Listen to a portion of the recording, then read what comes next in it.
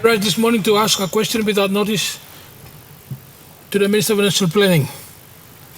We talk patience so that all people are Sepik Masarim, now Sepik Masarim is a question. Mr. Speaker, over 2.5 years ago, when I was still Minister of National Planning, we signed a financing agreement to bring on board the European Union 350 million rural intervention program to improve the livelihoods of the people of East and West Sepik. Under that program, which is the biggest undertaking by European Union in the history in the region, they were to implement programs in 5 sectors: microfinance, fisheries, cocoa, vanilla, and of course build rural roads and improve rural roads. Mr. Speaker, it is now 2.5 years basically after the signing of the agreement. European Union engaged the Food and Agriculture Organization of the United Nations to implement the program. It's been going now 2.5 years. And I must inform this country not what road has been built in the 2 Sepik provinces. Nogat Road, less than 200,000 seedlings of cocoa has been distributed.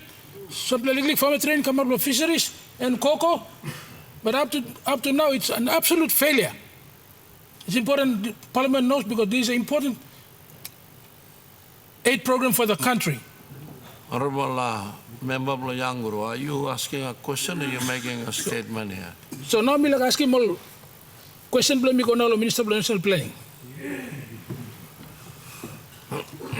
Mr. Speaker, my questions are as follows.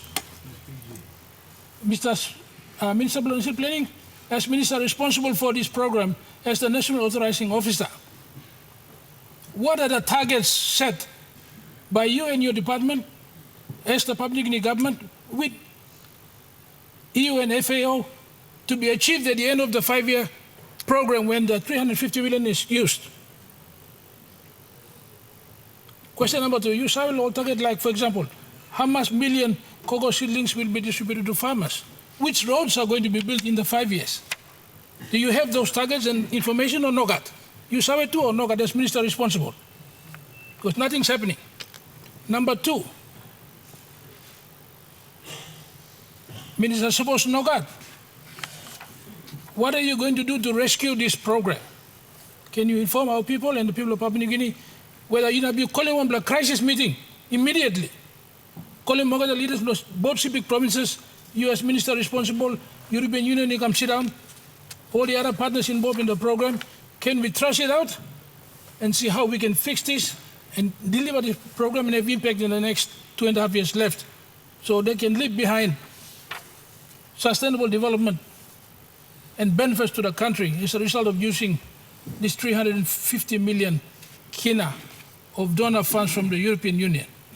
Thank you, Mr. Speaker. Minister of National Planning. Thank you, Mr. Speaker. Thank you, Law.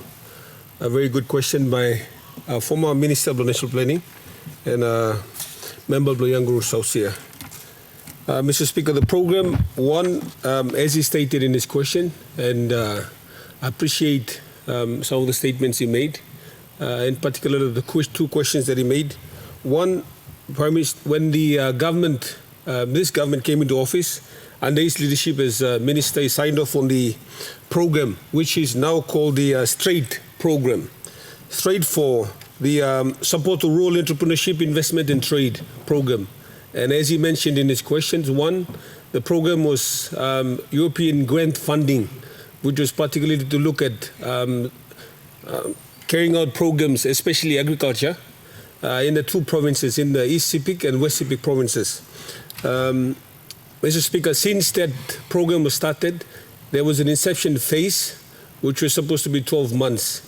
And when the program took off, and as he rightly stated, we're into the 2nd year of the program now. Because of few issues raised by members from East and West Sepik, my department was tasked to look at a quick appraisal on the program itself and how it was being implemented. I think the leading agency leading the program in this program was FAO. Now, there are a couple of issues that it was explored all Lukim time when the team was done the pre-show last year. And I'd like to just bring those issues to his attention, and through you, Mr. Speaker, I think he will appreciate some of the issues that we had in trying to carry out this program. Number one, Mr. Speaker, when we signed the program and it was about to be implemented, when my department checked on why the implementation was slow, one was that COVID lockdowns. Now, when COVID-19 came about, we had certain lockdowns that the government imposed on flights coming in and going out. At the same time, UN also, a couple of those agencies that are dealing with those separate programs, were also doing their lockdowns. And when a couple of those lockdowns happened, you can understand the movements of people, technical people working in and out. The movement of those staff could not happen, thus delaying some months into the program. Number two, there was supposed to be a baseline survey that was supposed to be done once that program was signed off. To this date, that baseline survey was not completed. And there has been some of the major impediments to fully employing and finishing this program. The other one, Mr. Speaker, was that when our officers went to investigate and look at one delay implementation of the program, one, Mr. Speaker, some officer on ground in some of those districts that were happening like Nuku, Rekiki, Maprik, Yangoru-Saussia, those programs where officers were stapled to go say, "Bona filling presence floor," or straight officers on the ground. Thus, we needed more collaboration or synergy between the funding agency and the sub-national levels, from provincial governments to district governments as well. So this line has been stopped so that AMNO fast-track him in terms of the baseline studies and that inception period, 1 year, which was supposed to make him. Mr. Speaker, at the same time, in those district headquarters in those two particular provinces, this law agencies were carrying out those separate programs like FAO going along agriculture. Now UNDP and ARPLA were engaged in said long financial inclusion and financial training, energy sector as well. Also goes no got presence flow or ARPLA officers on the ground. They needed more. A more tangible partnership, as in our Olba Wokbung want them. So our department, through national planning, has tried to engage with United Nations, and at the same time trying to engage with, I think I had a short conversation with Governor Blong Sepik, and I hope to meet Governor Blong Sepik as to how we can address those issues that are causing the delay in the implementation of this program. So as to one, the targets, Mr. Speaker, the targets that we have are the targets that a program that was set out for. But as to the delay blow baseline survey, that has not been completed, and I hope that we can complete that quickly as to give us the baseline targets. Number two, question Blong M, what is the course of action? Number one, last year, November, Mipla commissioning Mompla quick appraisal, and officers were sent to investigate those two provinces where the programs were happening.